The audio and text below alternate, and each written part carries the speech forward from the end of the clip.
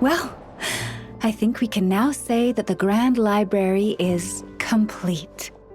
Next, we'll need to find somewhere to put the bird stands, cushions, and deposit boxes. Ah, hello there, traveler, Paimon.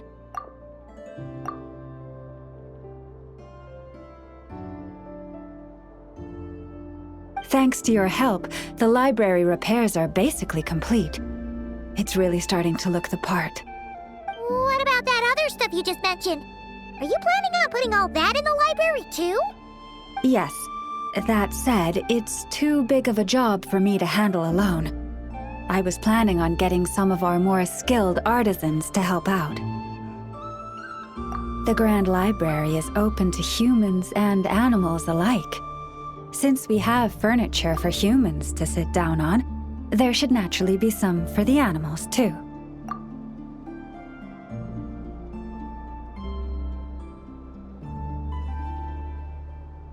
Huh.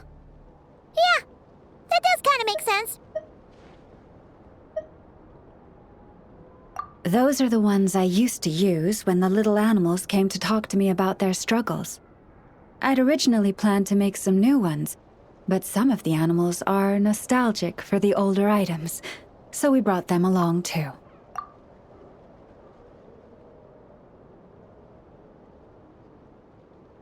Wait, animals tell you their struggles? Like a therapy session? Kinda sounds like a nice bathhouse for animals.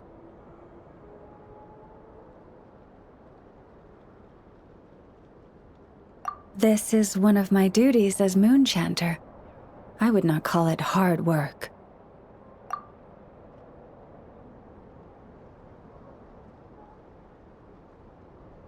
And it's true. All living things have a need to feel heard. I have always encouraged everyone to come to me without reservation, whatever troubles they may be facing. Hiding your thoughts deep in your heart will not solve anything. In fact, it often makes the problem worse.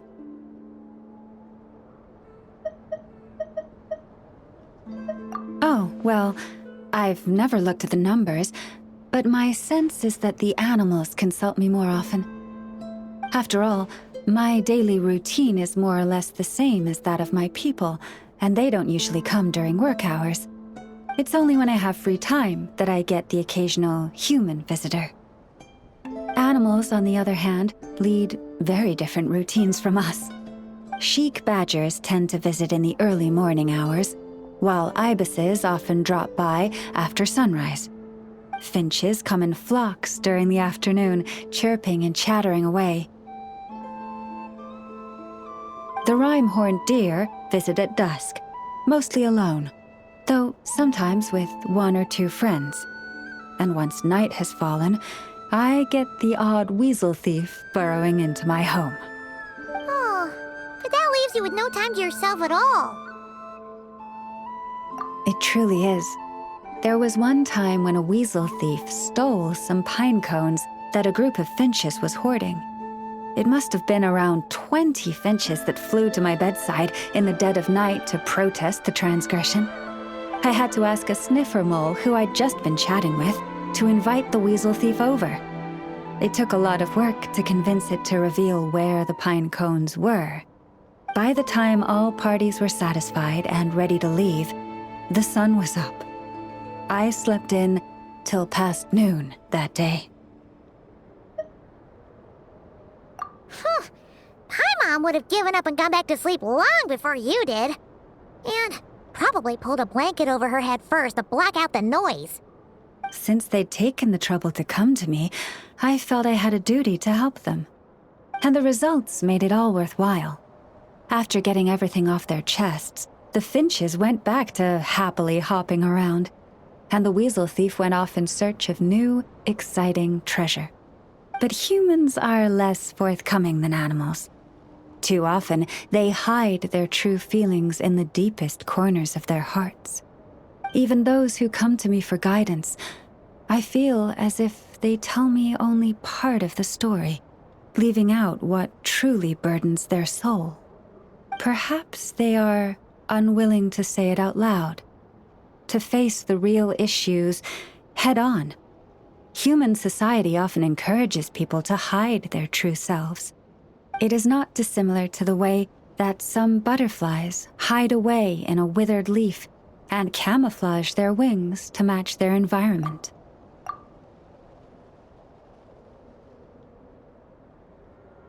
Social interactions between humans can be complex and difficult.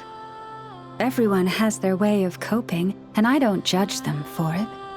Nonetheless, suppressing one's true feelings can easily lead to melancholy and depression.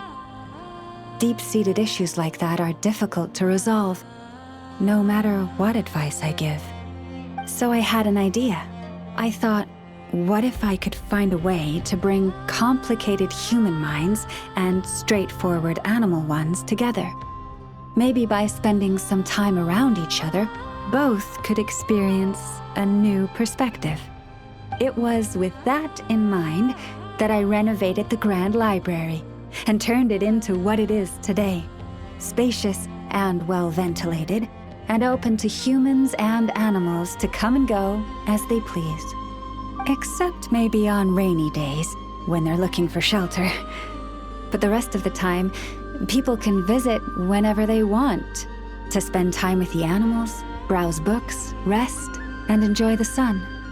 And perhaps the company of our dear animal friends, who will not be driven away by anything they say, might encourage people to open their hearts and share the truth of what lies within. Wow, you really put a lot of thought into this library renovation.